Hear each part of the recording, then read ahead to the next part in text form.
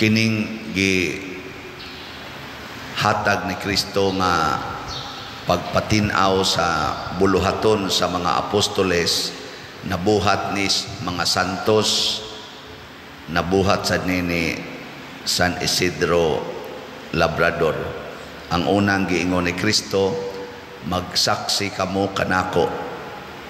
So makig-uban ta sa Espiritu Santo, kaya ang Espiritu Santo magsaksi mahitungod ni Jesus. Nya ang Espiritu Santo di man makita, musud na siya nato ug ato siyang dawaton. Mao na nga kita mahimo sadtang saksi ni Jesus or witnesses of Jesus. Gi pangutan-an ang imong tupad ina musta man karon nagsaksi ka ni Jesus. Oh, tanawa di ba? Wa kahibaw, nagsaksi ba o wa? Unsa man ang saksi, imong pamatud-an nga tinuod si Jesus. Muna ningon si Jesus diri sa ebanghelyo, moabot yung panahon nga ang magpatay ninyo magtuo nga nagtuman sila sa sugo sa Ginoo. Ngano man ingon si Jesus, wa manggod sila kailas Ginoo sa amahan, wa sad sila kaila nako. Kinsa may mo paila sa amahan og ni Jesus, kita unta nga mga saksi. Unsa may unang ipaila nato nga si Jesus Dios, tag-iya sa tanan. Kinsay tag-iya ron sa imong balay? Sa imong hunahuna ba kinsay tag-iya sa inyong balay? Moingon ka, ako pa dir, ako gapatukod ana. Wa na ka nagsaksi ni Jesus nga maoy nagbuhat ug maoy tag-iya sa tanan. Kinsa roy tag-iya sa imong yuta? Nang imong yuta ba? Nga ako gunang titulo pa dir, ako gina. Wa na sad ka nagsaksi. Kinsa may tag-iya ron sa imong anak? Kanang anak nimo ba kisay tag-iya para nimo? Ikaw, wa na sa ka nagsaksi. In short, kung mangangko na ta nga kita mo'y tag-iya bisag usa lang kabutang dinis kalibutan, wa na ta magsaksi nga si Kristo tinuod nga Ginoo. Timanan gina nato. Bisag ka ng imong kilay, ikay mo angkon ana, nya imo nang kiskison kay imo na. Kanang imong ovary, imo nang putlo ng ugat diha, ipalaygit nimo kay ikay mo angko na ng imong lawas nga ikagitag-iya, or kanang imong genital organ imo nang transparent o gusto nimo nga genital organ, laki man ang imong genital organ, imong ilisag babae tungod kay ikaw mo'y tag-iya, patay ka diha. Kanang imong naong abi kay brown, imong papution kay ikay tag-iya. Kanang imong buhok, imong ilisan-ilisan og kolor kay ikay tag-iya. Kanang imong panit, imo nang tatuan, porting daghanang tato, mabulit na lang, buslot-buslutan pa na nimong mga dungga nimo diag unsa pa nay buslutan, mga ilong, mga dila usahay. Tungod kay ikay tag-iya, patuyang lang kag unsay buhaton. Wa na ta nagsaksi. Gilingi ako sabi mong tupad. Na mustaman nagsaksi ka. Ayaw nagyug pangangkon mo na si San Isidro wa gid siya nangangkon, usa siya ka magdadaro or mamumuo under siya atong sa to Vargas, atong sa tingan atong Vargas mo to apelyido siyang amo. Mao na nga nagpaubos siya, niya hapit tanan iyang ipanghatag niya ang tanan niyang kinitaan ngadtos mga kabos. Ikaduha nga pagsaksi, musaksi ta nga si Jesus gamhanan na ay gahom. Mao na nga ang mga santos maghimo ginag milagro. Si San Vicente Ferrer porting milagro ani si San Isidro na asay daghang milagro.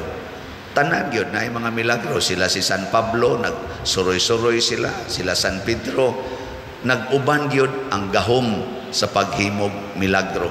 Di na ta sa magsigig pangitag milagro. Ang ato magong nakaapan karon sige tag pangitag milagro, magmilagro kunuhay dito sa Birhen, adto dayon ta ng lugar, magmilagro ning usa ka santo, punsisok dayon ta dito. Hasta ning magmilagro ang pari o naay magpaila diha nga milagroso nga tao nga makaayog masakiton, hala pundok sa ginato dito. Pero nalimot ta nga kita di ay mga saksis Ginoo makahimo sa tag milagro. Kung tugutan lang nato ang Ginoo nga mulihok dinhi nato. Kana bang di na ta mangangkon ba? Muso dayon ang gahom sa Ginoo. Kamo ade mo maghimog milagro day. Wa mo maghimo? Uy, paghimo sad mo eh. Paghimo, ginagmay or dinagko. Dahil kausa nga nagpista mis amo dito sa Kahugan, nya doon namin event, nya gideclare to sa Pag-asa nga signal number 2 ang Cebu. Nya mangabang mi atog baterya truck kay among ipatukar dito sa among sound system. Purtig yung uwana karong gabhiuna nya ugma kuan pa man signal number 2 man kusog kay uwan. Kami Sister Naray dito sa balay magrosaryo ta pagkagabi ba rosaryo mi pagkagabi. Uy, pagkaugma kusog malang yapong kay uwan, wa man mo ipikto ni milagruhan ni. Sige lang ato tong dayon pero dili kusog ang uwan na kay kanang mura na bag kanang dili anjud kay kusog ba. Dayon nun tani kwaon ta tong baterya struck pasaw-pasaw gusto tubig dito sa katong talir atong akong kaila. Nga gidana na mo nga tos na po. Abot na po, sige mga punguan. Nga pasano naman tong baterya nga to, bukid. Ingon dahil ko sa Ginoo dito sa kapilya, basa akong kasing-kasing, Lord, imo maganing gipahunong ang bawd o ang bagyo, kini pabanggamay uwan. Kung imong gihuna-huna na kining among pagpistas kapilya makatabang sa pagtuo, imo ra gining pahunongon ang uwan. Nya ito man tong dago makanangit-ngit kay ba kita man kog murag pad nga murag hayag gamay nako sige lakaw na ta adto na tas Kahugan nituang ang uwan dangog lang ngadto ni kusog kaayo ang init anang adlaw ang pari wa maglisod pag misa didto kay ni uga-uga hangtod pagkagabi nahuman ang among party pa kanang program mga alas 12 gabi wagi uwan nindot kayo basa-basa lang jutay pero na uga-uga sad nya tanaw na ko sa balita paminaw na mo sa balita signal number 2 man lang gyapon pagkaugma pag uli na namo igo yung nada ang baterya nga sa ubos ni uwan nagmaayo balik tulo ka adlaw kusog ang baha mga to nakaingon ko milagruhan sa Ginoo na yang among gipistahan dito